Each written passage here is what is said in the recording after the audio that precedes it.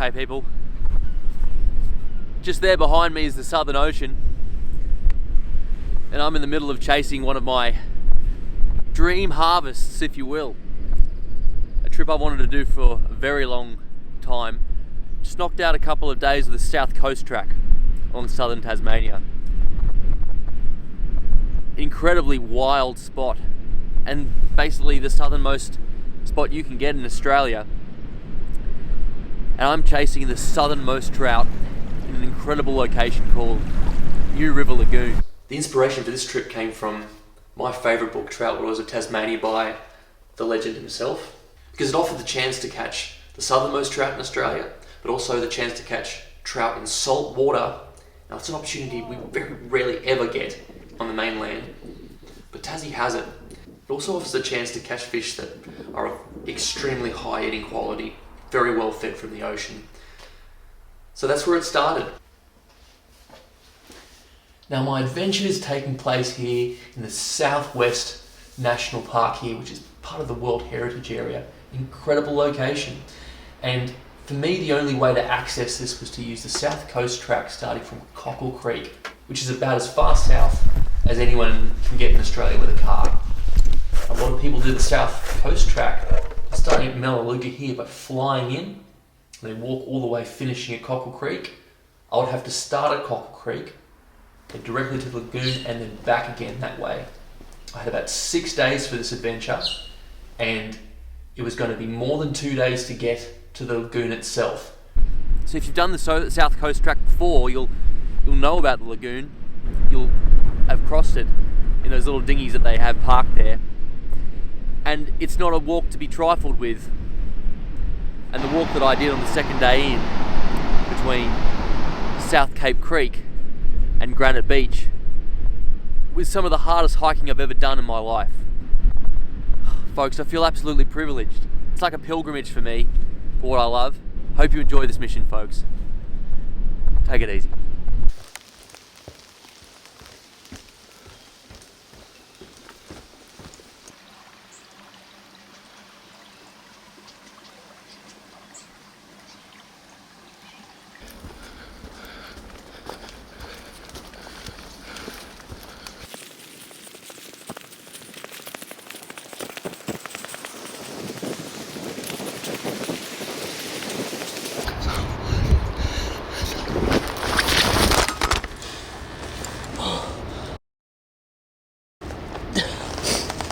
Oh! Really can't make a habit of doing that. My knee hurts.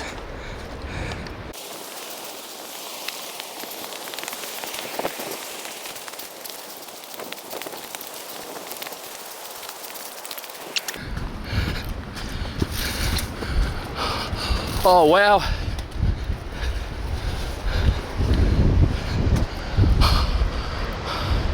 Southern Ocean. Next stop, Antarctica. This is the best.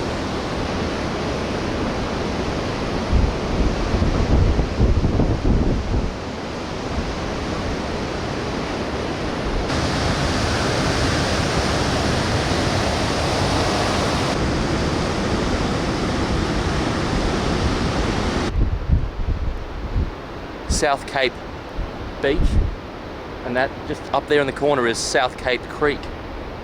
And I've got to be honest, I've had interest in South Cape Creek just for its own sake, but it's not River Lagoon.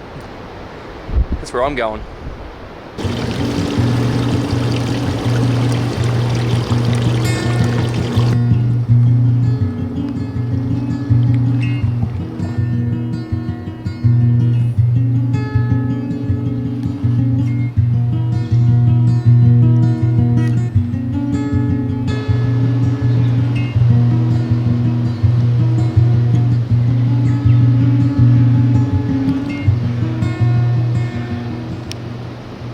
I could stop 20 times an hour because I'm seeing things which just fill my heart with gladness and absolutely amaze me. But I'll just say that this particular patch, makes me realise I am in absolutely pristine environment.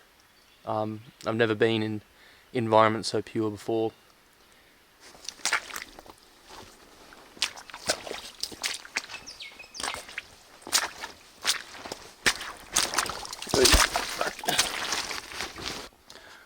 All in all, this is a pretty easy section because I won't bother getting the camera out during a hard section. The mud is at an extreme level. I don't think I've, even on West Coast, NZ, I haven't come across this bad.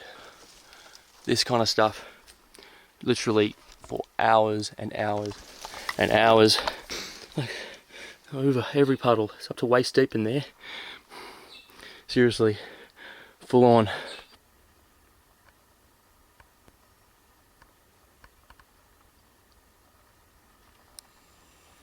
Here it is.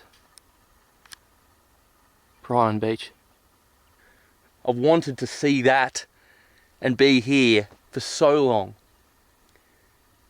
Now there's a fair bit between me here and that beach, so I'm not underestimating it. I've got to really get a wriggle on. But I will indulge another minute or two just to drink this side in. This is just something else.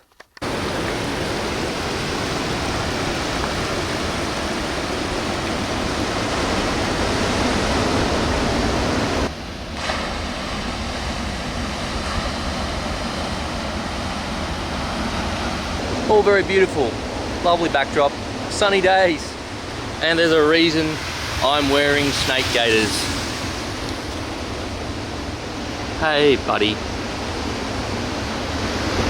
I believe you are a tiger snake. He's having a look. Slightly yellowish scales on the bottom. Finally step out on these open moorlands. Camp's just to the left there. An Osmeridian beach. But to come out and see precipitous bluff like that, just blows my mind. I normally have the time to film when I'm in a predicament like this, but this is normal on the southwest track. About 10 times already, found myself up to my nuts, and it's just a way of telling people what they should expect. They should expect this if they want to do this. Up there were the top 2 hardest days hiking in my life. And here I am, very much happy and alive. I'm exhausted. That mud. Anyway, I'll just share with you where I am. Osmeridian Beach. With the decoration of what I believe might be an HR burn in the distance. 2-kilometre walk over to the start of the new River Lagoon outlet. And the good times have already begun. Be even more natural.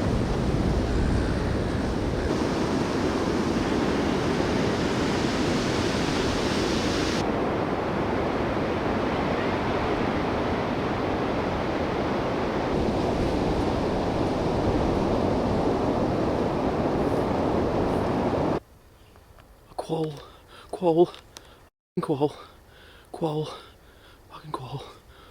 Oh my god.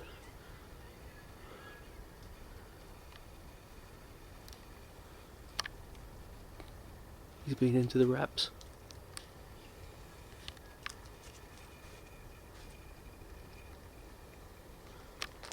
Oi!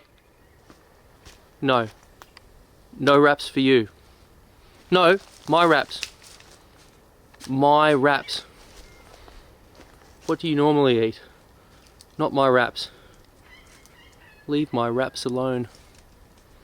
Leave my wraps alone. Am I going to touch you? I don't believe this. I don't think I'm supposed to touch you. Get out of it! Stop it! Get out of it! Leave my wraps alone. Leave my wraps alone. Leave my wraps alone. I almost touched a quoll. Ugh, quoll breath on my wraps. And quoll tried to rob me. How's that for a bucket list dick? Get out of it! Get out of it! Get out of it! Get out of my... Get away from the alcohol. My alcohol, I need that to live.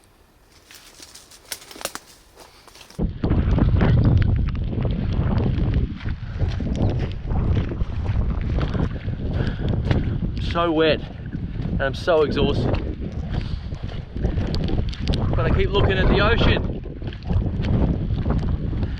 And I just know that New River is just over the rise somewhere.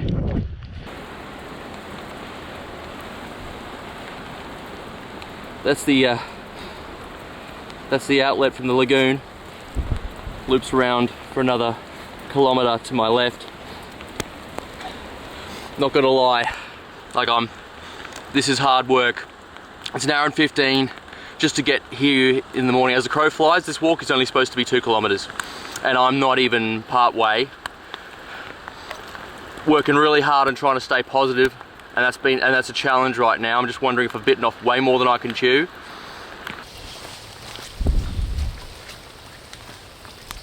Well, seeing as this is the first place on this entire trip that I could conceivably cast a rod at fish, I'm gonna do it. This side creek, I've just forgotten the name in my head, enters into the New River Lagoon outflow. There's every chance it could hold a few trout and amongst a heap of snags. Over here,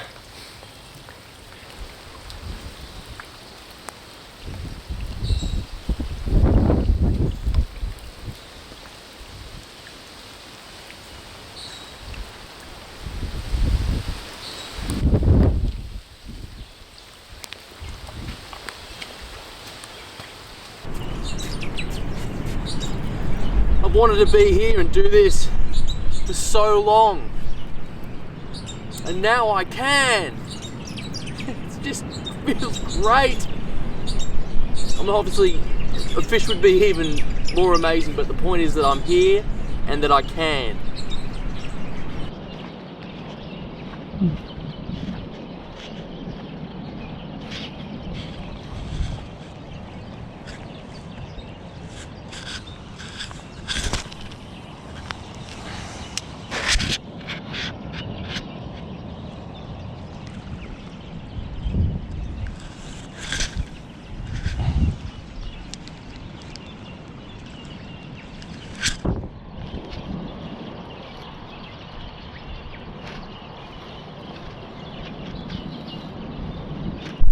Getting caught in a lot of weed in the lagoon, and I had to really think about, like, okay, tides obviously aren't ideal, that's a factor.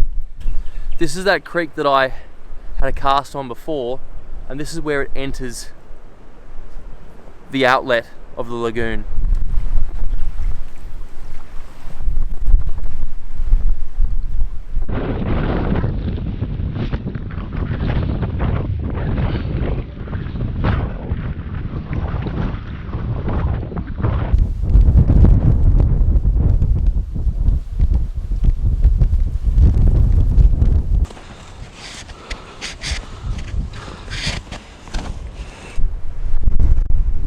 The origin of the tide, very nice visibility, much clearer, all that salt water coming through.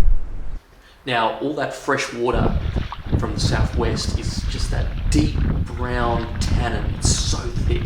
Polaroiding was next to impossible, but to see that fresh come up was the most clear visual indication of tide that I've ever seen in my life. But I also knew that if you had the sandbar that is Prion Beach coming right down to that pinch point, it's that sharp narrowing. It was going to funnel so much of the returning tide as it goes out, compress that nutrients, all the food coming together through one bottleneck, and that is exactly where the fish would have to be waiting. So I knew I just had to get to that point. With the limited hours I had left in the day, that was the only place I wanted to be fishing.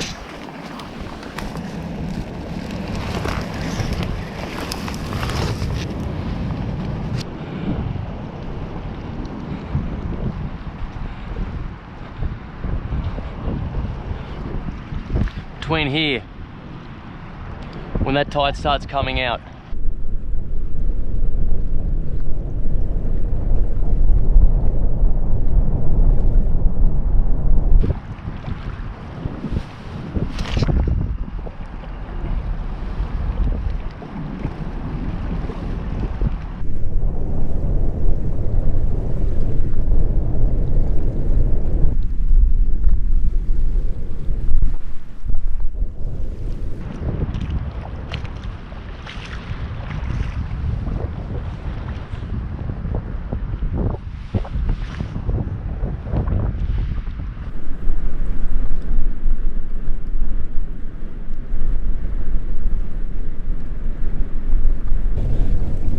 100 casts later, I wasn't really feeling it, didn't have this one on, and a trout follows it right up to the sand. I needed to see that. That was good.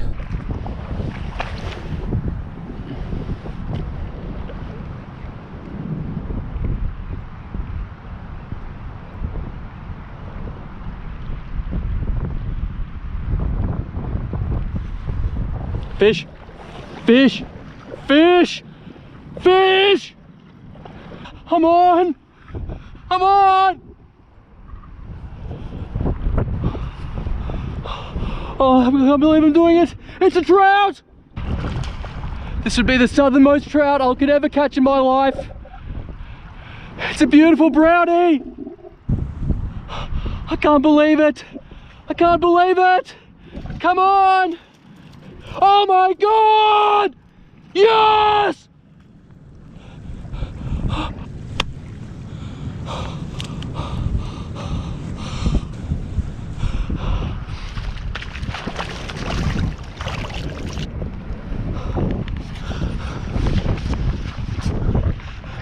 I've done it!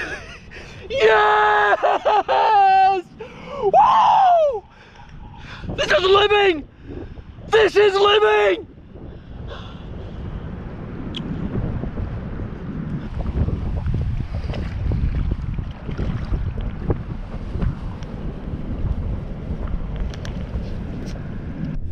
It's the new river!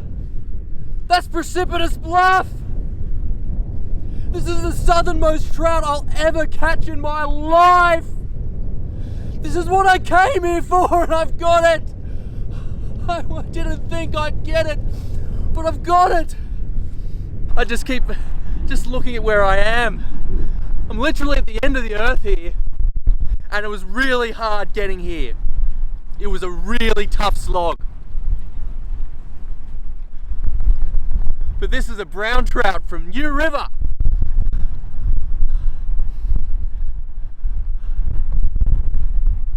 The good times are natural. He's a solid brown trout. And look, yeah, look, I needed food. I was always going to kill the first solid one I caught because I have to. I'm running low. Noodles will not sustain a 40-kilometre walkout. Got a few fish jumping around here. There's cormorants hanging out. Oh, just there. Cormorants hanging out. Oh, just there.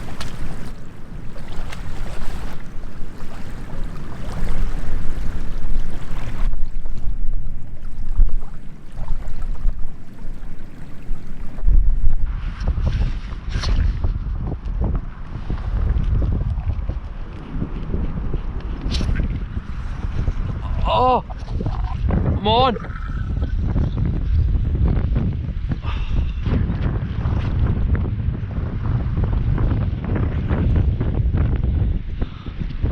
Nice.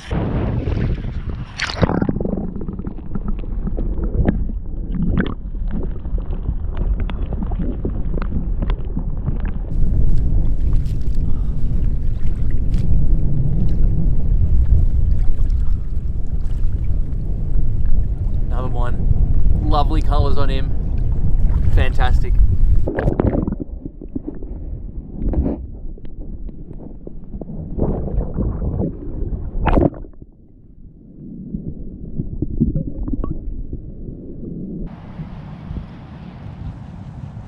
Oh, there. Oh.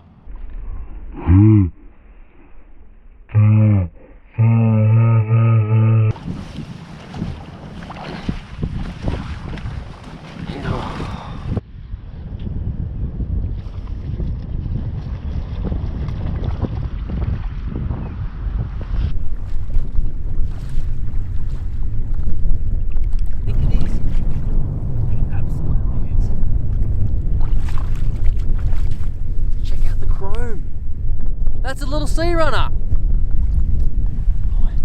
Emerald top. Heaps of chrome. That's a sea runner. Folks, that's a sea runner. That's cool. Seriously cool.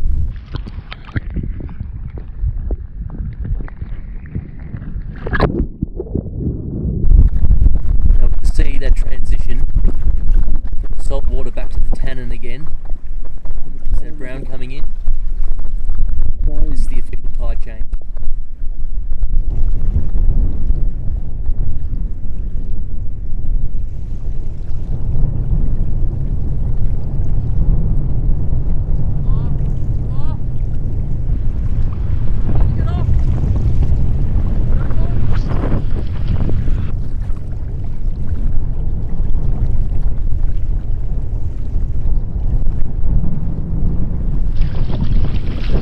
Foul hooked.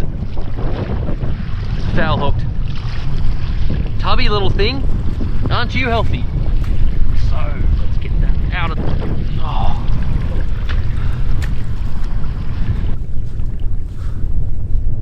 Nice fish. Bang. Follow him around the edge.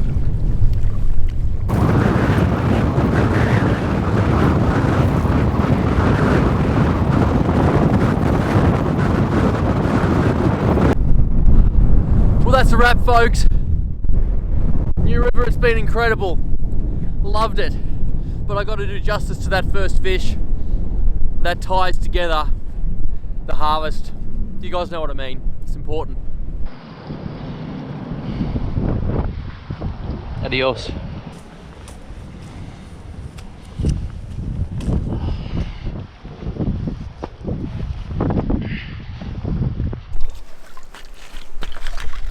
Tell with the colour of that beautiful flesh. I'm going to fillet him now, and then what's left over after the fillets I'm going to have for dinner tonight.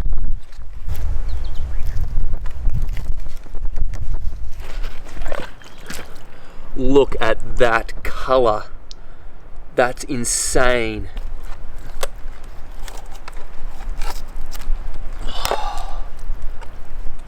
Another fine strip. And plenty of really nice meat left on the original trout, which I'm gonna pick away at and have for dinner tonight.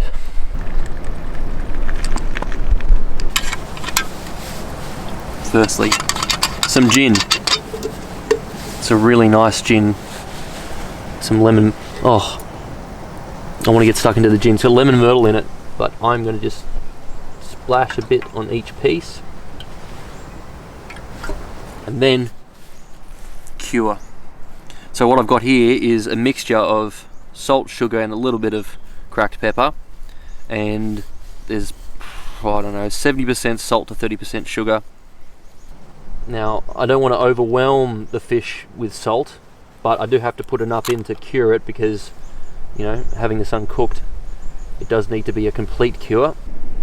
But that's going to start curing away nicely. The smell of that lemon myrtle gin is just out of this world. I love it. Now, let's go for the beetroot. What I'm going to do is just score it like this. Now when they talk about beetroot gravlax, I'm not quite sure how much is aesthetic and how much is flavour based, because beetroot isn't exactly the strongest flavour, but I'll find out tomorrow.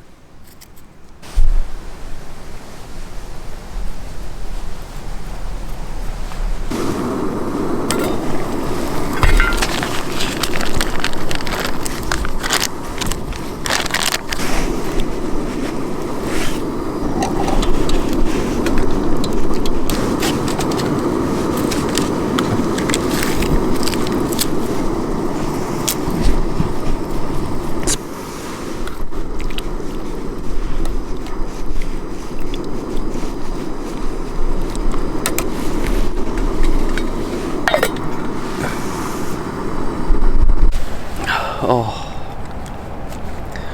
the first taste of the trout with the delicious broth. Fall apart as you'd expect. Flaky. Beautiful gravlax. Look at that colour there. Ooh, special moment coming right up.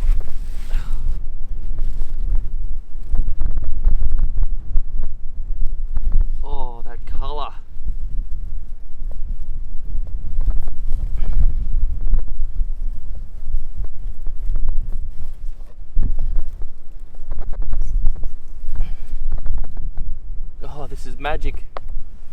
The flavour is delicious. It's fully cured all the way through. It's just amazing. And it's only half of it. Oh my goodness. Folks, how is that for a win? I'm just delighted. Look, and the idea for a Gravlax came from a very good friend who has lots of very good ideas when it comes to wild game cooking.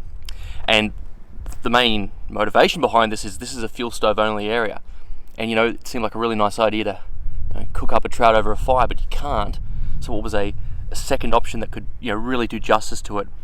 And my goodness, this really does justice to it. I am so unbelievably stoked. A big cheers, bro. The best idea ever. Maximum respect. I only wish you could taste this right now because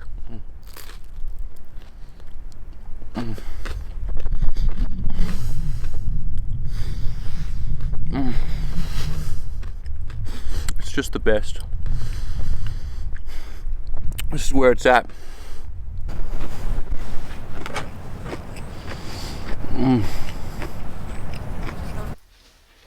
Now I just want to offer my biggest thanks to Colin and Sasha. Guys, thank you so much for your support and hospitality. This trip would not have been possible without your help, guys, so thank you so much. I owe you big time, biggest respect, and looking forward to seeing you guys soon.